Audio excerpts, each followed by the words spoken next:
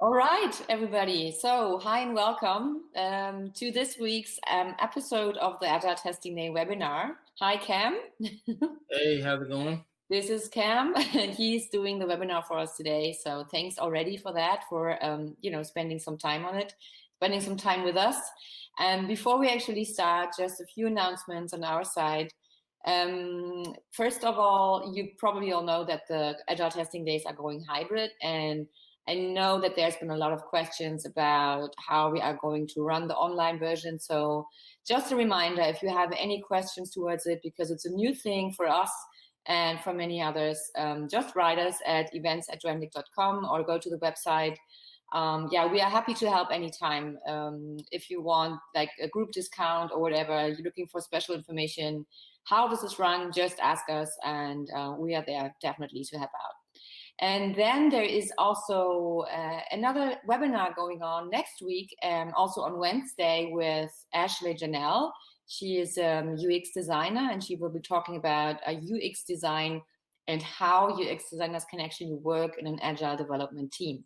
It's a pretty cool topic, a new speaker, very excited, and it's going to be 1 hour early. Clara, my friend and colleague from Chandik, is posting the link in the chat, so you can go ahead and sign up if you want for that as well. So yeah, jump in and see how it goes. Before we go on, just a quick run through this tool for those of you who don't know Crowdcast. So on the right-hand side, you will see the chat. Obviously, you can just say hi if you want. It's always nice to see where people are tuning in from. The chat is used, mostly for saying hi, for sharing some information, anything that has something to do maybe with the webinar, or just to say hi, like I said. If you have any questions, however, please move to the Ask a Question box, which is in the middle of the screen on the bottom. And you can ask a new question, or you can have a look at old questions that are in there already, and you can vote for that.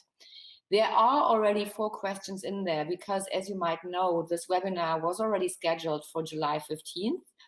But unfortunately, due to high question or high number of people that were doing the same thing, probably, the servers went down on the East Coast with Crowdcast, so Crowdcast wasn't working. But now we're back. So these questions are old, but you can still vote for them if you think they are worth it, if you want to know the answer. Also, we want to thank our sponsor for today, which is Brightest. They are so kind and still stick with us, although those times are really crazy, and they are sponsoring the event for us. So thanks so much. Now to Cam. Well, Cam is a self-taught developer, which I think is pretty amazing. I couldn't do that. And he's a Lambda school team lead, where he got most of his experience probably that he's going to talk to us about today. And I, kind of stumbled across what he's doing because he's doing a great project, which I think is pretty cool. He's running his own podcast called Between Two Diffs. It's on Spotify and a lot of other platforms. And in his weekly episode, he's talking to underrepresented folk in tech about all kinds of things, how to get a foothold in the whole industry, how the different experiences of his guests were. So definitely check it out. It's definitely cool and worth listening to. Also he's a speaker for Agile Testing Days USA next week. So he's all in, hopefully. So thanks, Cam, again for spending some time with us today. And I would now just give the stage to you, and then we'll see each other in the Q&A afterwards. So, Cam, you can start if you want with your slides, and I'm going to throw myself out. All right, cool. So, I appreciate everybody, spending, I don't know what time zone you're in, but I appreciate y'all tuning in. So I'm definitely going to get started with this. Just give me a second while I pull up my slides. All right. Okay. Right. There we go. Perfect. Okay, cool. Yep. So today's topic have today is how to lead a remote team. So I know right now with COVID, a lot of y'all are, working on remote teams, or if you're still looking for a job and you're looking at remote positions. Hopefully this talk will be great for you because I have a lot of experience working remotely, working from home. And she already said earlier, my name is Cam, and I'll talk about more about my podcast and stuff later on. But I just wanted to kind of give y'all like some tips, and hopefully y'all get at least one thing out of this. If you get at least one thing, I did my job. So we'll get started with this. So the main topics we're going to be talking about today are going to be how to avoid pitfalls when you're working in a remote team and how you navigate those difficult situations. How to understand your team. I think that's the most important thing. If you don't understand your team, like things can go left really quick. I've, been in situations where if I didn't, reach out to people every day and find out the situation, because, especially during this pandemic that we're dealing with, you got to kind of like get to know people a little bit better, make sure that they're good, make sure their mental health is good. Because right now, like a lot of us, I don't know about y'all, at least about me, I don't really go out every day because, I'm not trying to get the virus. So, just make sure that you're checking on your people and just, having a sense of awareness and also caring for the people that you're working with. I think that goes a long way. And then the last thing is we're going to talk about today will be planning not to fail. Planning is so important. And I can't tell you so many times where things have went really well because we planned ahead of time instead of stuff that we could have avoided if we actually planned. So we're going to talk about that too. All right, so a lot of y'all probably wondering like my journey. So we're gonna go all the way back to kind of like my self-taught journey before I went to even went to Lambda school. I'm sure some of y'all probably heard of Lambda school. If you haven't, I'll definitely give you a more detailed outlook on the boot camp in just a second. But I started, being a self-taught developer. As a developer, I learned, the basic skills, HTML, CSS, and JavaScript. I, learned as much as I could on my own. I met this guy called Coding Phase. I don't know if y'all heard of his channel on YouTube. This guy probably changed my life completely because before that point, I was kind of doing on and off. I was, learning how to code. But, a lot of people like, they hear about how hard it is, and a lot of times y'all go to school, go to computer science, and learn all that stuff, and a lot of times you don't even need to go to college. Like college is one of those things, in my personal opinion, and this is like just what I think, is if you can make sure that you can go to college without getting into debt, go to college, but don't incur $50,000-$100,000 in debt just to get a degree in that industry, which that's what I was trying to go into. So after I got out of college, because I didn't go the CS route. I thought about it, but I didn't. I saw the guy named Coding Phase, and he changed my life because at that point, I didn't think you could make a whole lot of money, outside of being a lawyer, doctor, athlete, those type of like careers, like being someone who's Black, because you're just not taught those things growing up, and I think that changed my whole mindset. And at that point, I was still learning. I was still, failing. And I think failure is a big thing. Like I tell people all the time, like fail fast and fail often. Because if you, fail a bunch of times, you'll figure out what you did wrong the last time. And you just iterate and iterate and iterate. So then the next time, you'll be able to fix whatever mistakes you made. And I think as long as you learn a lesson out of your failures, then you succeeded. Because, you're going to fail in anything you do, like unless you're just naturally talented in something, which I'm personally not, and a lot of other people that you think are talented probably aren't either. They just put in the work. Then you just got to just keep moving forward, because everything doesn't go a straight line. But if you just make sure that you just keep going straight, everything will work itself out. So I failed over and over, and then I stopped for a little bit because my dad got real sick. And that was another turning point, because at that point I was, I was learning, I was getting better, but I really wasn't putting in the effort that I really should have.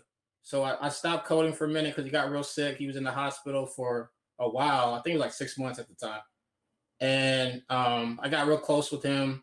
We didn't really have a great relationship at the time, but I learned kind of why he was hard on me. And actually it motivated me to get out of my current situation that I was in at the time, which was I was working like at a thrift store. And I was like, man, I gotta do something for him because I don't know how long he has. The doctors told him that he only had a year to live. And at that point, I told him, I said, hey, I want to make sure that I succeed and make you proud. Like, I don't want to just you leave the earth and, I make nothing for myself. Because, a lot of people, the biggest fears is, the parents never see them realize what they wanted to achieve. And I want to make sure I made him proud. So I went ahead and I saw this boot camp. I saw this boot camp. And this goes to my Lambda school journey. And when I went to Lambda school, before I went to Lambda school, I saw like this ad. It was like if you don't have to pay anything up front, you know, but if you get a job making 50,000 or more, then you pay the school back. And I was like, okay, like I don't have to pay anything unless I make a $50,000 a year job. And I was like, bet, I'm gonna do this. I thought it was a scam at the time.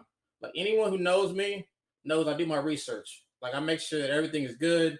And I thought it was a scam. I was like the first month, I was like, nah. This ain't legit.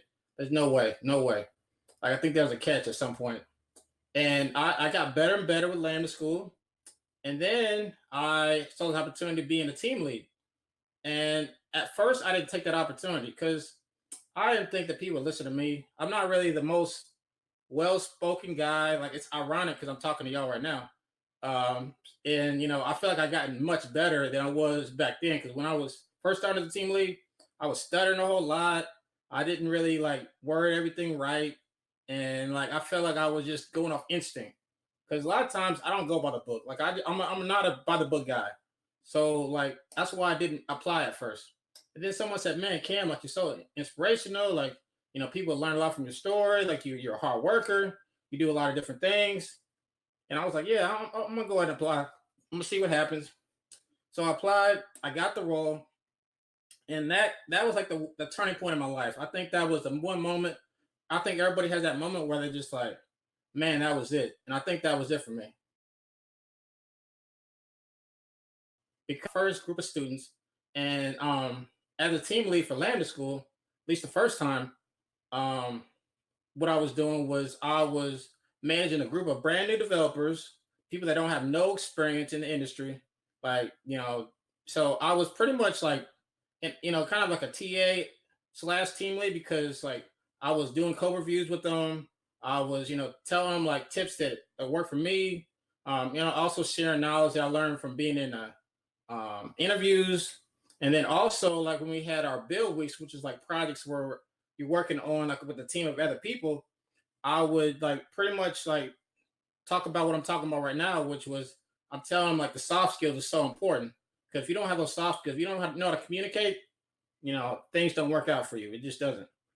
And I think and then it always motivated me when I heard people talk about like or telling me all the time like, man, Cam, like you were a good mentor, like you were always helping us out, like, and then people became team leads after me that were my students told me said, I'll follow everything you do because everything you did, it helps my students that I got.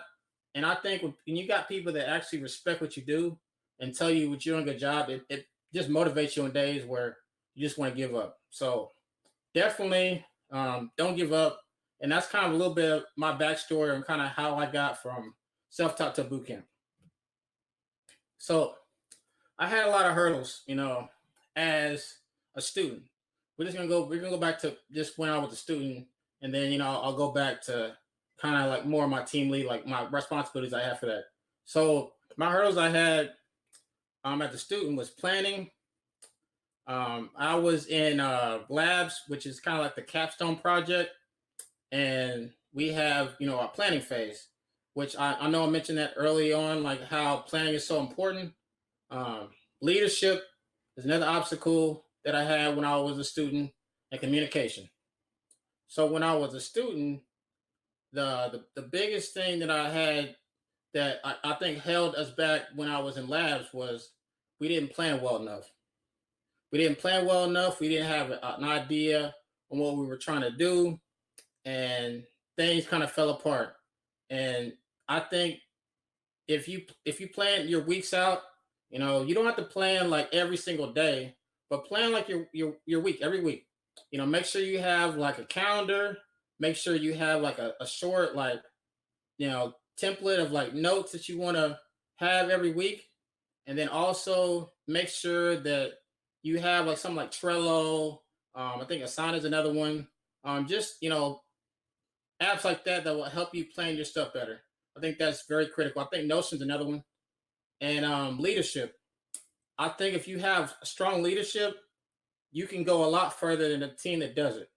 Because if you don't have a leader, I've seen a lot of teams struggle with that. Like I know personally, my first labs experience I was a part of as a student, not as a TL, there wasn't strong leadership and things kind of fell apart. And I think my biggest mistake, and I know I'm gonna talk about my failures over and over and over, was that I wasn't stepping up when we didn't have a leader. I should have stepped up.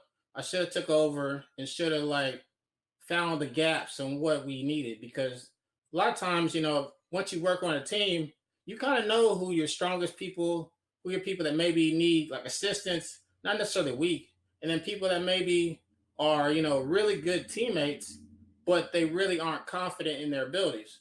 You kind of have to like know the situation. You kind of have to know your team, and you have to just be able to understand each other. And then another thing is communication, which kind of goes into the leadership point.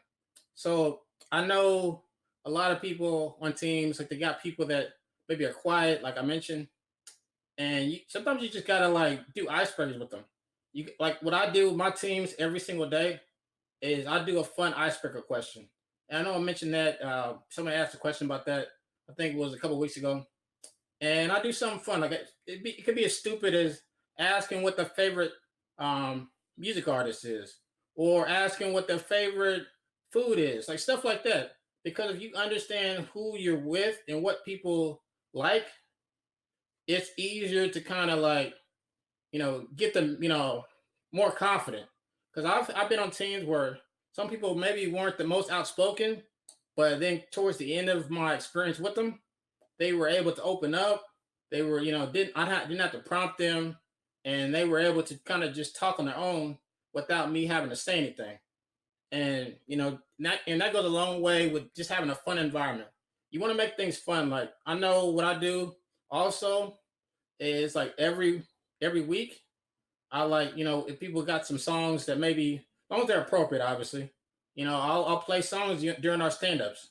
I'll be like, I'll play, a song. Maybe usually it's an artist or a band or whatever it is, or someone that I'd never heard of, and I'm like, I'll check it out. I'll definitely check it out, and if it's appropriate, I'll play it, and then so people can get more appreciation on what they like. Because I think if you have those like team building experiences, it goes a long way. Like it may sound stupid. I know some people don't like that stuff. You're not gonna please everybody, but 9 times out of 10, people will enjoy that for sure. So make sure that you have strong communication. Make sure that you have fun. That's a big thing. Nobody wants a non-fun environment. No one wants a toxic environment. So make sure you have all that and everything will work out. And also planning is important.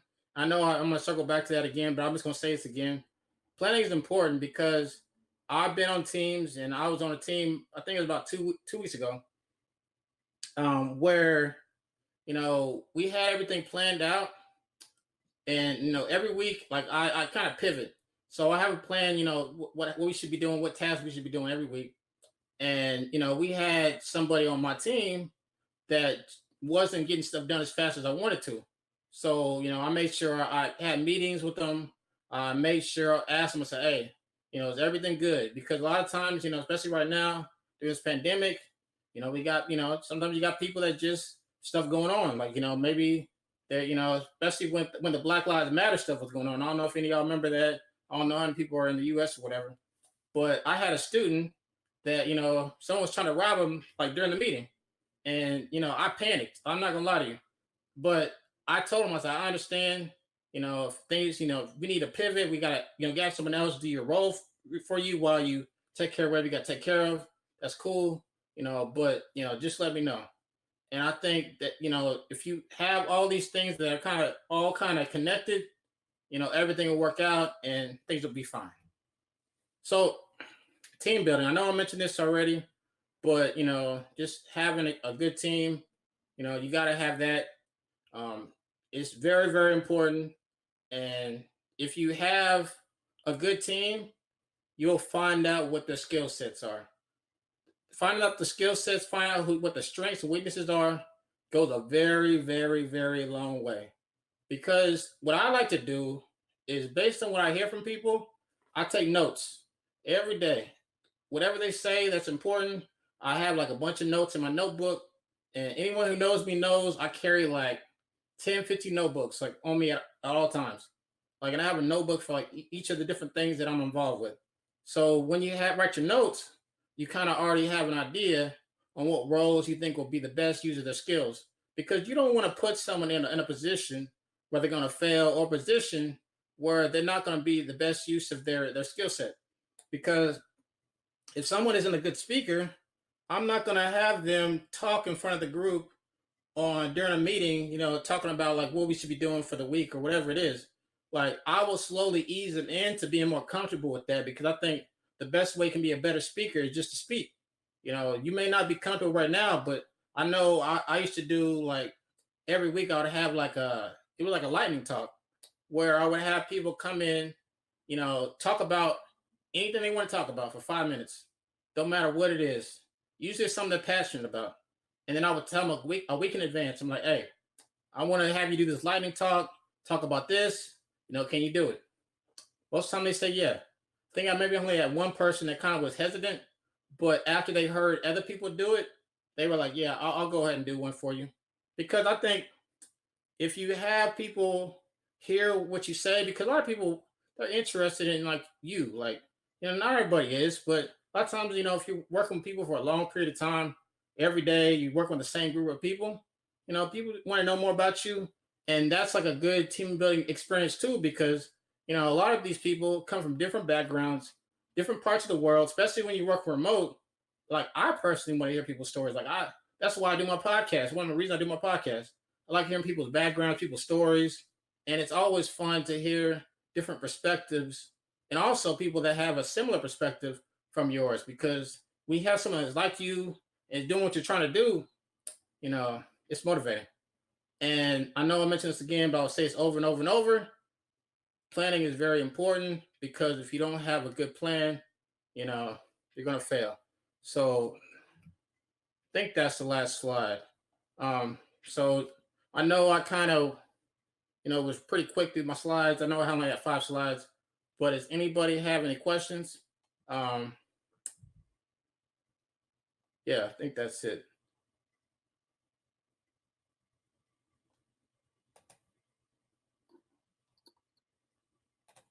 Hello.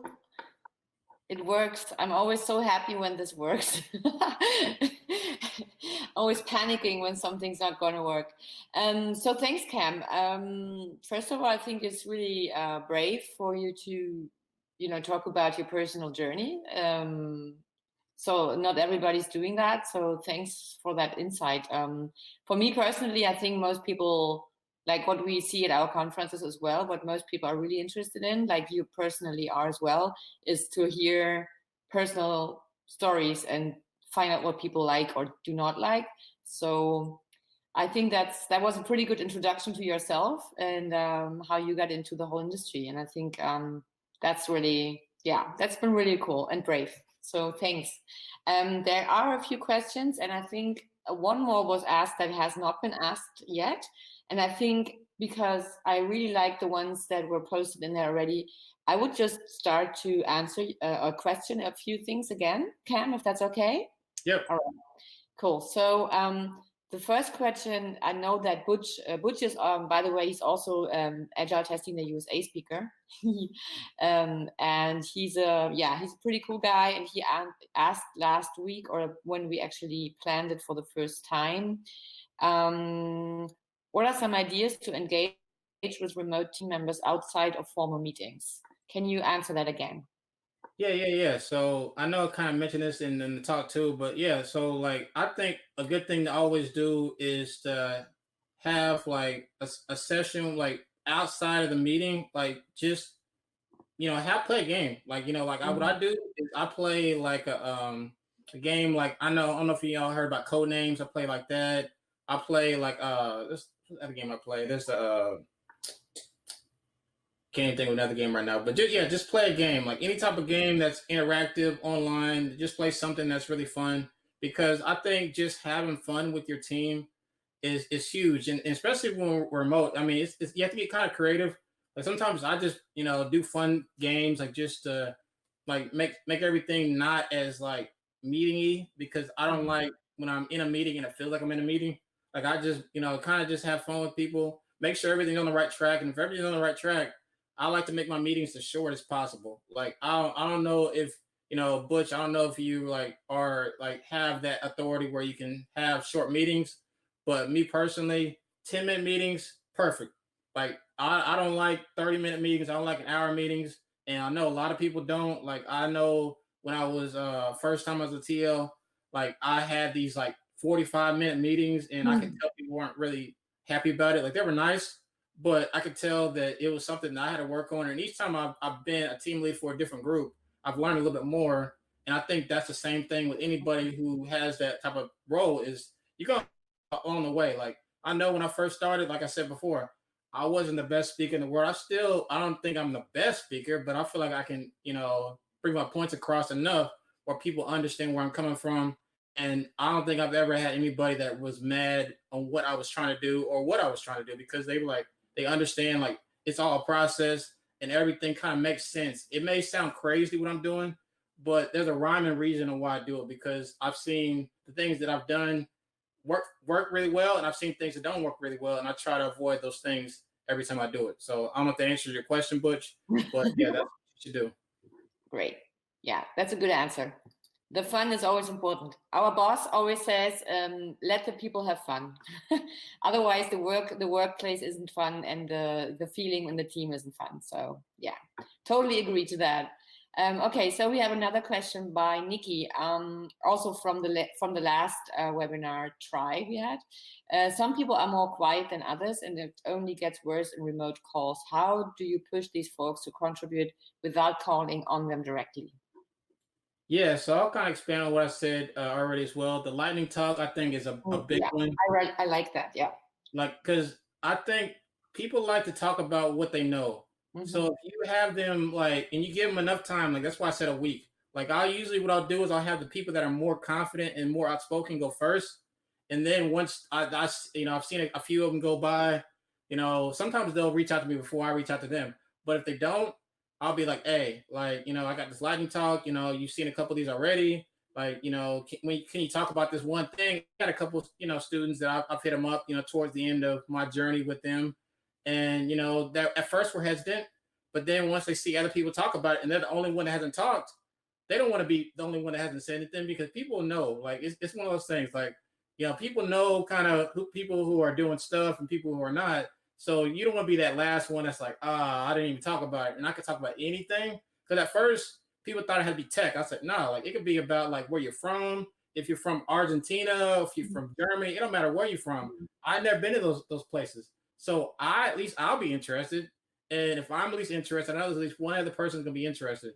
So like I think that opens up the door for people just being more open, and it just like they just having a good time, because I'm every once in a while you have that one person that kind of is like a negative Nancy and doesn't want to do any of these things. But 9 times out of 10, you're gonna have people that really like to do that, and they appreciate that people actually care about like what they're interested in, or where they're from, or wherever culture they're from. Like it's all a team building thing, and that's like the thing that I've learned more than anything. Actually, I stole this idea from someone else like about like 6 months ago, and I heard I was like, man, this is awesome. This is a great idea, and it worked for me. So definitely use that idea if you're needed to have people that want to open up, or are afraid to open up. Yeah, definitely do that. Can you explain to me, because I don't know the word, the negative Nancy? Yeah, it's just someone that's real, like kind of like they bring the whole team down. They Okay. Yeah. Okay. Yeah, Oh, I don't know if that's, yeah, like ah, I those are, didn't know that. That's a cool word, like cool phrase, negative Nancy. I yeah. know some of those, and some friends of mine. I'm gonna call them Nancy. They don't know why, but I know. All right, thanks. That's cool. All right. Um, also from Nikki, another one from the last version. With everyone remote, it's hard to get those organic water cooler or happy hour hangouts. Any tips, tricks for fostering more organic team bonding moments when everyone is remote? Yeah, so And mhm. yeah, so playing the games, that's like that's probably the biggest thing, really. Like honestly, because I mean, I think if you're in an office, you're gonna have moments where at least most of the best office experiences I had, we played fun little games at the office. Since we're not the office, do it, at your computer. Like have a game where if whoever wins the game, like I don't know if you have prizes, like give away prizes, like just have it so it's real fun. And Mhm. I'm real competitive. So, if I play games with people, I'll be like, hey, if you beat me, like, I'll do this for you. You'll be able to get this reward. Like, just different things. You got to get creative. But I think that's the biggest thing. And then Yeah, also the music thing, I think that's yeah, that's huge too. I think just getting people's different music, I guess, opinions is real cool because I mean everybody here doesn't listen to the same music. So I personally like hip hop, but someone else may listen to like country. I yeah. don't like country, but I'm sure there's a lot of people that do. So like I'm willing to like just like listen to it. I probably won't like it, but at least like I understand like where they are and like what they're trying to portray to everyone else in Mhm. the whole room because I think just knowing your team is huge. I think that's like the first thing Yeah. any good team should do. Get to know your team. Like whatever way you can do it. That's obviously there's for other things you can do. If I was you, I would just look up like creative ways to engage your team and just run with some of those ideas. Like everything's not gonna work. I mean, trust me, I've done a bunch of things that don't work. And then I realized, okay, it don't work. I guess I'll try something else. Yeah. And so it's like a lot of trial and error. Like when I first started, I was doing a lot of bad ideas, and then now like I have a system where it's good enough where I can make sure that I get the most out of everybody on my team, and the Mhm. people that I know that aren't trying their hardest, I'll ask them and say, hey, at the end of the week, you think you tried your best? I won't say that they didn't try the best. I'll ask them directly. I'll say, do you think you tried the best? And if don't think they did, they usually tell me why, and I'll say, okay, make sure you do this, next week, so that everything works out better for you because I know you can do better. And then I'll also critique them on what I think they can improve on. But usually they'll already tell me what they can improve on, and I'll tell them what steps they can do to be better. And the next week that they'll actually be able to achieve some of those things. I know I had a person on my team that wasn't trying like he was working, but he was wanting other people to tell him what to do. And I told him, I said, hey man, like you're talented, you know your stuff, like just do it. Don't wait for other people to tell you what to do. And I think this is like something you can like apply for any job really. Like be proactive, don't be reactive.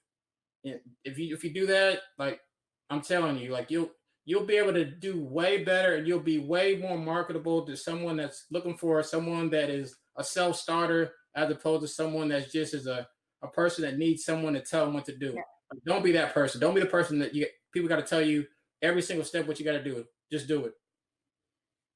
That's a great advice. Just do it. Um, okay, so Clara asked, can you give some examples of good icebreaker questions?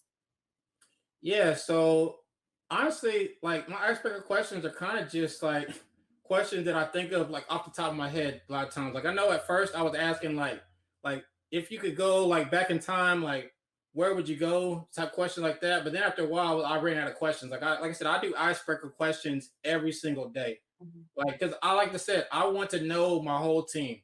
Like, I want to, at the end of the day, I ask a question, I write it down, and so that later down the road, I'll ask them, I say, hey, I know you were doing this. Like, how is that going? Because a lot of times they'll tell me that they're doing like acrobatics. It'd be like some crazy stuff. I'm a magician. Like, they have like weird different hobbies that they do. And it kind of like, you kind of can reference that, like, with like something that they're doing. You're like, I know you were talking about this that one day.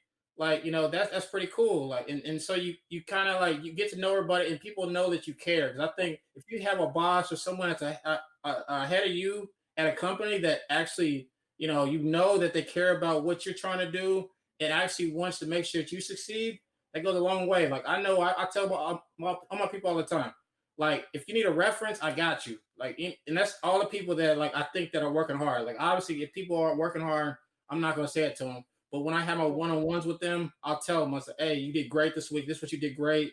If you need a reference, I got you. Like, I want to make sure that even if you don't stay with me, like, long term, like, whatever it is, like, I want to make sure that you get in a better position, you get a good job, so that you are able to, make a lot of money. Because that's really, at the end of the day, a lot of us want to make money. So I want to make sure that everybody succeeds and does that. Yeah,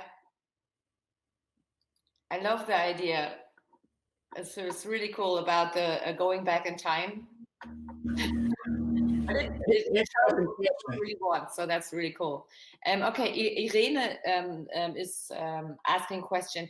I like your ideas for teams. Is there something that you would do differently in a remote versus an on-site team? It's a good question. It's a good question because I've never worked outside a remote team, so that's why it's a good question to me. But I think, honestly, I feel like you could apply almost all those things in a remote environment to an actual team environment. Obviously, the game thing, it could be a little different, but I think for the most part you could apply really all those things. I don't think there's any one thing that you couldn't apply that would make everything better for you. Like, that is a good question though. But yeah, that I wouldn't change anything. That's really all the survival would do. Yeah. What I found when we moved into our home offices, what we miss is the whole like moving post-its from one side to the next. Like, that's something that is definitely different, to have something you can touch and move to places or move around in a room. And one of my colleagues was actually doing push-ups during the daily stand-ups to make sure everybody's just talking a minimum amount of time. Maybe you can try that out for your first meeting when you go in person. Okay, so Andrea is asking a question as well. How to meet the team in casual way without let them feel like in a meeting? Yeah, so I think I touched on this pretty well earlier, but yeah, like, just like making everything fun and like having short meetings, I think that's huge. And I like to do is I like to have at least one-on-one meeting with every single person once a week. Yeah. So then I get to like ask them, like, really honestly just question about them. Like, that's really what it is. It's not even like a meeting where I'm like asking them about their performance much. Like, I do it towards the end of the meeting, but a lot of times I just kind of get to know them a little bit better every week. So then by the end of it, like, they're like comfortable with me, I'm comfortable with them. And I think if you have a team that everybody's comfortable with each other, people are actually willing to do stuff without you having to tell them to do it, which is, I think, the most important thing. Because I know the best teams, like, at first, like, you'll have to tell them, hey, you got to do this day. Hey, you got to do this day, whatever, whatever, whatever. But then once you get to a certain point, they'll start doing that stuff anyway, especially when they're doing stuff wrong at the beginning. Because I know, like, early on, in Slack, I'd be telling them, like, I don't see anybody communicating. And I know I mentioned this also in the actual presentation, but if you don't have any communication, like, it almost always goes bad, especially online. Online, you gotta have communication, because if you're in person, it's different. You still, communication is big, but you don't have to like talk to everybody every day, because for 30 minutes and you kind of know what you need to do every day. But online, sometimes things don't come across as well, and you have to like probably over explain things as opposed to under explaining stuff. Because if you Yeah. don't speak every day, people start doing stuff, going in other tangents, doing stuff they don't supposed to be doing, and that someone else already did. And then you have to go back and say, okay, someone already did this, why are you doing this too? Like, can y'all make sure that y'all on the same page? Because I don't know about y'all, but I'm not trying to waste time when we need to get this done at a certain time frame. So I think just having that constant communication, making sure that everybody on the team is communicating. If there isn't someone that's communicating, message them, tell them, hey, like, I understand that you're not really, communicating a whole lot today, but can you try to start communicating more? Because we need to make sure that I know, at least I know what you're doing. Because if I don't see you doing something, I don't want to have to, have reprimand you because you're not doing what you're supposed to be doing. Because Yeah. I try not to do a lot of those, meetings where like if they get in trouble or not doing something, unless it gets to a point where I think that we gotta talk. Yeah. Because a lot of times I'll let them figure it out if I see that they're getting stuff done. But if I start seeing them they're slipping and they're not listening to me, during our actual team meetings, Mm-hmm. then I'll have another meeting with them and say, hey, if you don't get this done, I gotta kick you off the team because I can't have people on my team that aren't listening, aren't willing to, put in the work and aren't willing to like sacrifice, their egos for the team, which is Mm-hmm. huge. And I think the last question is also the one from the prior webinar, but I think it touches the question that we just had. Also from Butch, how do you keep team members accountable without micromanaging them? I think that's a good last question. Yeah. So like honestly, and I know I kind of mentioned this, the last question a little bit, but yeah, I try to trust my team. I think Yeah. that's really what it comes down to. Like I think so for the most part, I've never been burned putting trust in them, like making sure every hour that I'm watching them. I don't do that. Obviously if it's 2 days and they're still in the same spot they were at, I will like be hard on them. And you gotta be comfortable like having those hard conversations because I'm really good at having this conversation at the right time. Like I'll put people in the spot in a group meeting. Like if I Mhm. see someone that isn't listening, I already told them twice already, and they're not listening to me. I'll put them on the spot in front of the whole team and let them know, hey, like you ain't getting this done. Like you're missing morning meetings, you're missing evening meetings. You got to step up, man, because if you're not stepping up, you know everybody's gonna be mad because you're the reason why we didn't succeed in this project. So I'm not scared to have those conversations, and I think if you have those conversations, I don't think you have to micromanage anybody because I think most people don't want to be put on the spot in front of anybody else. And I don't think I've ever had a situation where anyone was mad that I did that. A lot of times they're happy that I held them accountable, and I think that's something that you got to do. Like if you're not comfortable, then just try to do something like where you're just doing it just them a one-on-one first and then see how that works and then try it out just one time if it won't work out. Guarantee you're gonna get better results if you have anyone on your team that just is not like listening because like I said, nobody wants to be embarrassed in front of a group of people. Nobody does. Yeah, that's true. All right. Well, we answered all the questions. They were pretty much. So thanks for those answers. So people, I think that's a wrap. Cam, thanks again for your time. I think it's been really cool to like I said before, listen to your personal story. And folks out there, please check out this podcast, Between Two Diffs. It's also posted on our website, Agile Testing Days USA and Agile Testing Days Germany. Check it out. It's really cool. It's weekly episodes, right? You're trying to have, or Yep, it's pretty much every week. Like I try to have every week. yeah, and it's really worth listening to. So check that out, and then we'll hopefully see him and also some of you at the Agile Testing Days USA when everything goes right. Let's see. And yeah, thanks again for everybody who has attended. Please join us for the next webinar with Ashley Janelle on UX design in Agile next week. So yeah, thank you all. Enjoy the weather. Well, for us at least, it's really sunny outside. And then Cam, like I said before, thanks so much for being part of this whole thing. And we hopefully see each other next year at the latest in Chicago. Yep. All right. Yeah, bet. Appreciate it. Cool. All right, people. So stay safe, everybody. Bye-bye, Cam, and see you next week, everyone. Bye-bye. Thank you.